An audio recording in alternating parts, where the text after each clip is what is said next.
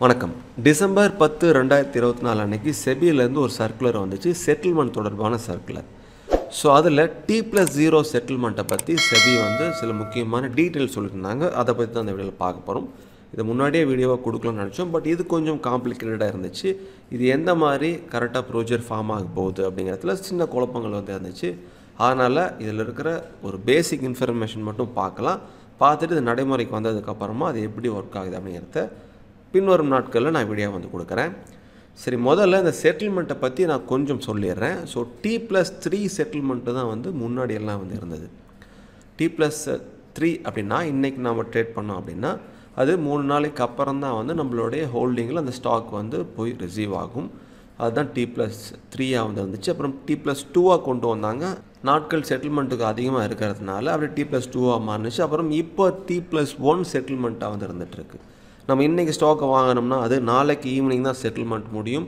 So ஹோல்டிங்க்கு நாளைக்கு வந்து சேரும். ஸோ இன்றைக்கி வாங்கின ஸ்டாக் வந்து நாளைக்கு வந்து T+1 அப்படின்னு வந்து நம்மளோட ஜீரோதா கைட்டில் காட்டுறதை நம்ம பார்த்துருப்போம். அதுக்கு அடுத்த நாள் தான் டிமேட்டில் ஃபுல்லாக வந்து ஸ்டோர் ஆகும். ஸோ இப்போ மார்ச் 2024 முதல் தடவை செபியிலேருந்து ஒரு அறிவிப்பு வெளியாக இருந்தது. ஸோ பீட்டா வெர்ஷனில் ஒரு ஃபஸ்ட்டு 25 ஸ்டாக்கை வந்து T+0 செட்டில்மெண்ட்டை வந்து இம்ப்ளிமெண்ட் பண்ண போகிறோம் அப்படின்னு சொல்லியிருந்தாங்க. அப்படின்னா நம்ம ஸ்டாக்கை வாங்கினோம்னா இன்றைக்கே வந்து செட்டில்மெண்ட் ஆகிடும். அதுதான் T+0 செட்டில்மெண்ட் அப்படின்ட்டு அது கொண்டு வர பார்த்தா சொல்லியிருந்தாங்க. ஸோ அதுக்கப்புறமா இப்போ டிசம்பர் 2024 வந்த இந்த அறிவிப்பின்படி அடுத்து 500 ஸ்டாக்கை வந்து T+0 செட்டில்மெண்ட்டுக்கு இம்ப்ளிமெண்ட் பண்ண போகிறதா வந்து சொல்லியிருக்காங்க. ஸோ இந்த சர்க்குலர்லேருந்து புரோக்கரும் வந்து இந்த செட்டில்மெண்ட் ப்ரொசீஜரை வந்து இம்ப்ளிமெண்ட் பண்ணணும் அப்படின்றதையும் சொல்லியிருந்தாங்க.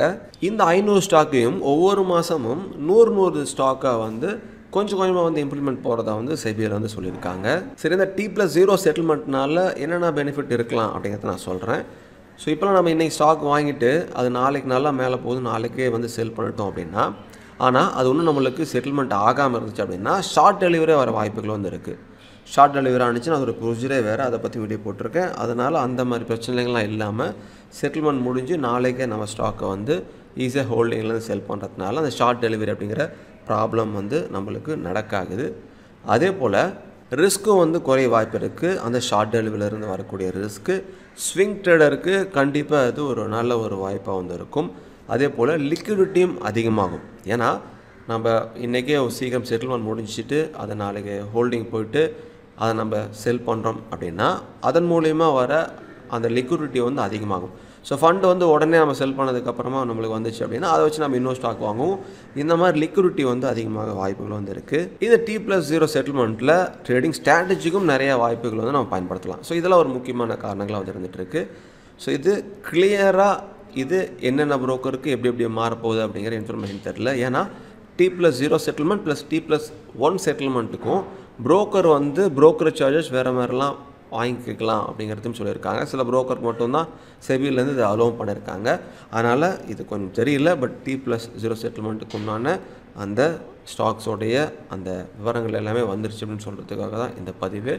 இது டிசம்பர் 31, 2024 இப்போலேருந்து அது வந்து இம்ப்ளிமெண்ட் ஆக போகிறதா வந்து அதில் வந்து சொல்லியிருக்காங்க. அதனால் அதுலேருந்தே கொஞ்சம் ஸ்டாக்காக வந்து மாறப்போகுது, 100 ஸ்டாக்காக வந்து மாறப்போகுது. ஸோ நம்ம நிறைய பேர் நிறைய நேரங்களில் நம்ம பயந்துருப்போம், ஸ்டாக்கை வாங்கிட்டு இன்னும் ஹோல்டிங் வரலேன்னு செக் பண்ணியிருப்போம். அது T+1 இருந்திருக்கும்.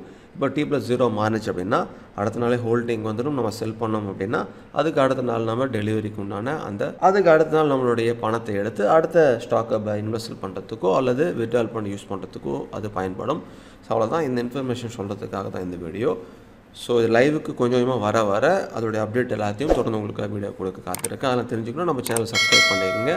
மீண்டும் உங்களை அடுத்த ஒரு நல்ல பதிவில் சந்திக்கிறேன். மிக்க நன்றி.